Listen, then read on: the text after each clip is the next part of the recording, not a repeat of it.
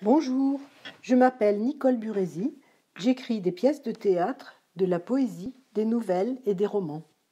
Sur le site de la Maison des Écrivains ou sur mon profil Facebook, vous pouvez voir l'ensemble de mes productions. Quand je suis arrivée à Loudun, j'ai été fascinée par le héros de la ville, un homme extraordinaire du XVIIe siècle, Théophraste Renaudot, 1586-1653. Vous connaissez sûrement le prix littéraire qui porte son nom, et vous savez peut-être qu'on le nomme père du journalisme, car il a introduit en France la presse périodique avec son journal La Gazette.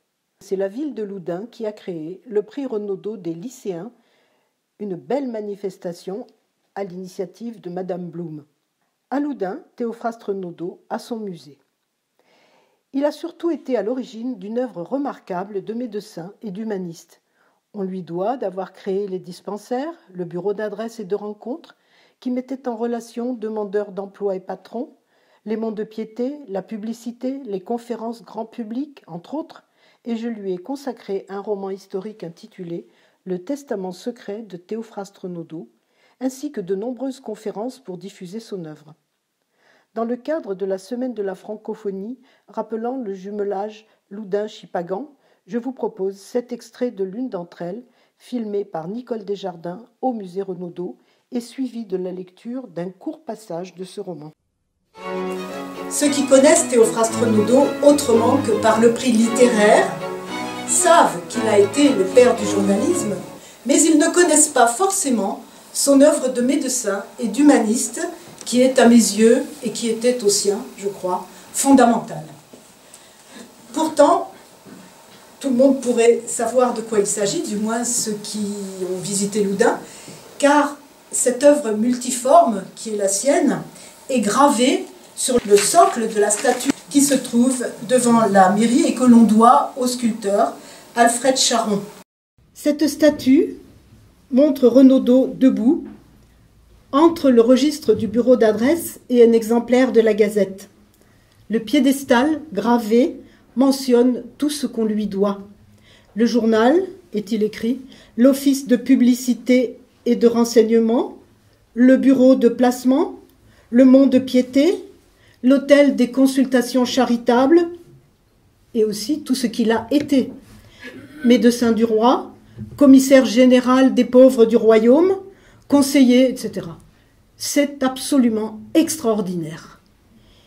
Et justement, si l'homme m'a d'emblée fasciné, c'est par la diversité et l'audace incroyable de ses activités, et je souhaitais vivement contribuer à le faire connaître dans sa polyvalence, en donnant à la médecine la place centrale qu'elle avait dans sa vie et dans son œuvre. Écrire un roman à partir d'un personnage réel est délicat, car il ne faut pas le trahir. Alors pourquoi privilégier la médecine dans mon roman au lieu de parler de tout? Évidemment, d'abord et avant tout, parce qu'elle avait la place centrale dans son œuvre et dans sa vie que j'ai signalée, et surtout quand il était à Loudun, mais aussi au Grand Coq, bien entendu, à Paris. Mais aussi pour des raisons romanesques. D'abord, parce que la médecine m'a fourni une matière romanesque très dense. Elle m'a donné l'occasion de rappeler des pratiques et des remèdes anciens qui ne manquent pas de pittoresques et qui devraient séduire des lecteurs de romans. Je peux détailler, si vous voulez, juste 2 mots. Dans les remèdes, on utilisait parfois des animaux, les vipères, les chiens. Par exemple, l'huile de petit chien, dont dans le roman on frotte les jambes de mon héros, car l'huile de petit chien était réputée très bonne pour lutter contre la paralysie. Or, je prends Renaudot dans mon roman quand il a déjà eu ses attaques d'apoplexie, et d'après son fils, nous savons qu'il a été malade pendant 15 mois. Ça me laissait du temps. Donc l'huile des petits chiens qu'on fabriquait en coupant 2 petits chiens nouveau-nés en petits morceaux. On ajoutait des verres et on faisait cuire le tout un certain temps avant d'y mettre un peu d'huile pour corser les choses. Il y a bien d'autres remèdes pittoresques. Dans la recette du polycreston, dont vous trouvez un exemplaire dans ce beau musée. Dans la présentation du polycreston, si vous avez lu la totalité, vous avez peut-être remarqué que certaines recettes ne sont pas dénuées de traces du passé. Par exemple, lorsqu'il nous explique qu'un végétal, une fleur, une plante, parce qu'elle est jaune, soigne la jaunisse, par exemple. C'est ce que l'on appelait à l'époque la théorie des signatures.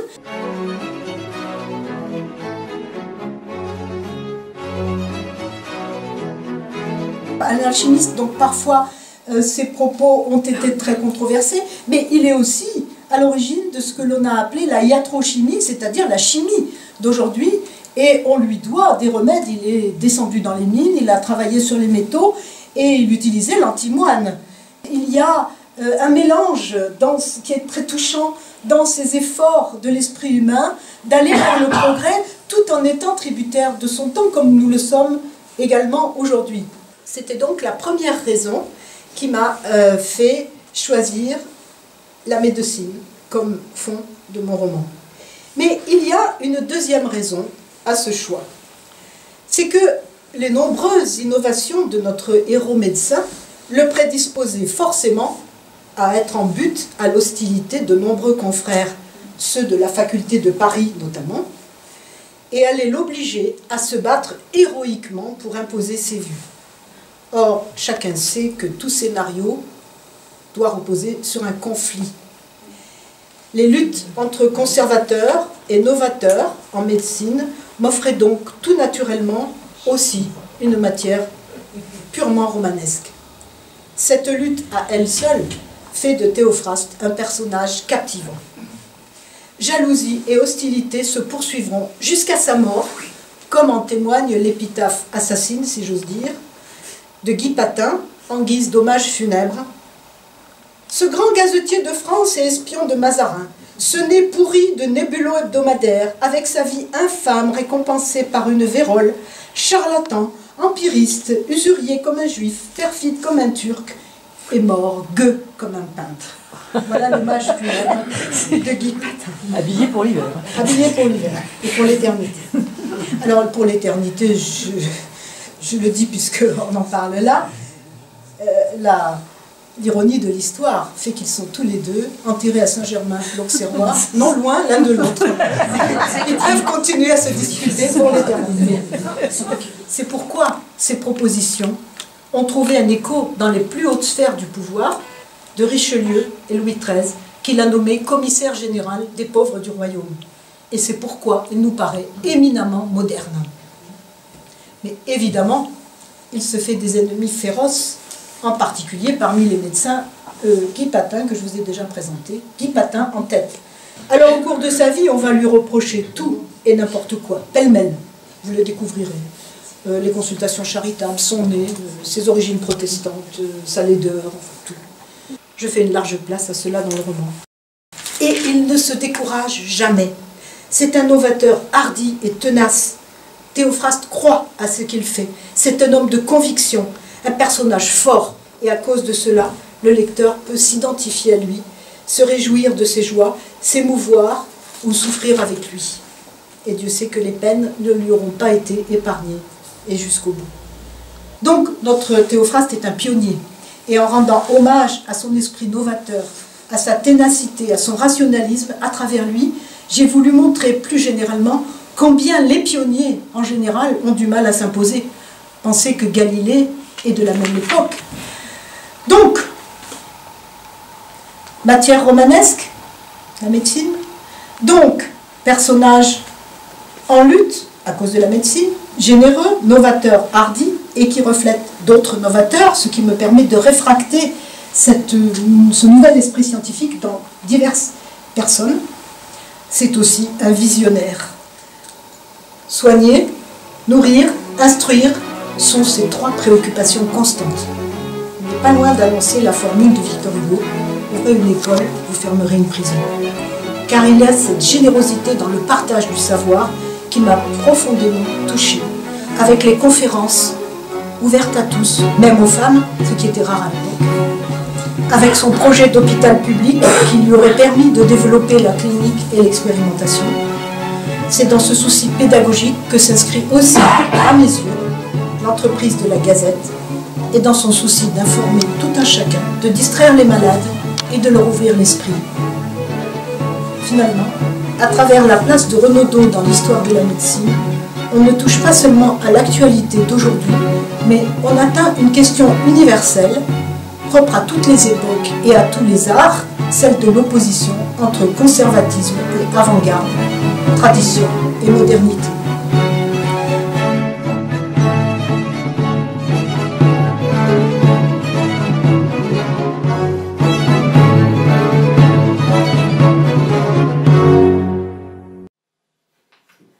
Je répète, qu'avez-vous à me reprocher? Vous faites le donneur de leçons, monsieur Renaudot, et le grand seigneur, mais mal vous en prend.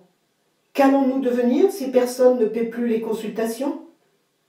C'est leur argument, la surface des choses, ils gagnent bien assez. Et il n'y a que les pauvres qui ne paient pas, les autres le font volontiers, l'équilibre se fait naturellement. Les médecins parisiens se rendent peu à mon appel, soit par vénalité, soit par crainte de représailles. Ce sont surtout des Montpelliérains qui sont venus travailler avec moi à cette noble entreprise favorisée par le roi. Seul un apothicaire d'ici s'est joint à nous et 3 chirurgiens. Mais la cupidité n'est pas tout. Ils sont minés par la jalousie. Ils se sont enferrés dans la prison de leur certitude. Cela, c'est l'inavouable vérité, celle que j'entends encore à travers le brouillard de leurs piètres mots. Ils m'ont convoqué pour m'enjoindre de renoncer à ce qui m'est le plus cher. J'entends dans un brouillard leurs pauvres arguments, toujours les mêmes. Comment ferons-nous? Et de quoi vivrons-nous? Vous abaissez la noblesse de notre office, vous en rendez l'exercice gratuit, vous lui faites perdre tout prestige. La santé, ce n'est pas gratuit, ce n'est pas donné à tous, Dieu ne l'a pas voulu, sinon il n'y aurait pas de malades. C'est un bien précieux et qu'il faut mériter. Pensez-y, sieur Renaudot, et cessez de nous faire du tort, ou il vous en cuira. Ah, il m'en cuira, il a osé, je ne puis contenir cet éclat. Comme aux innocents persécutés parce qu'ils n'avaient pas la même foi que vous. Mais pour qui me prenez-vous? Croyez-vous me faire céder à vos menaces? De grâce, laissez-moi rire. C'est parce que la santé est un bien précieux qu'il faut la protéger. C'est parce que les gens souffrent qu'il faut les soulager. Que faites-vous du serment d'Hippocrate? Mais quel médecin faites-vous? C'est quand vous ne savez les soigner que vos patients s'en vont ailleurs, et non parce que je les soigne gratuitement comme vous dites. D'ailleurs, ceux qui le peuvent payent pour ceux qui n'ont pas de ressources. Et les plus pauvres, ceux que nous soignons au Grand Coq et que nous employons grâce au bureau d'adresse, ils m'apportent ce qu'ils ont, et ils ont la dignité que vous avez perdue. Voilà ce que je sais, et je ne fermerai pas les consultations charitables.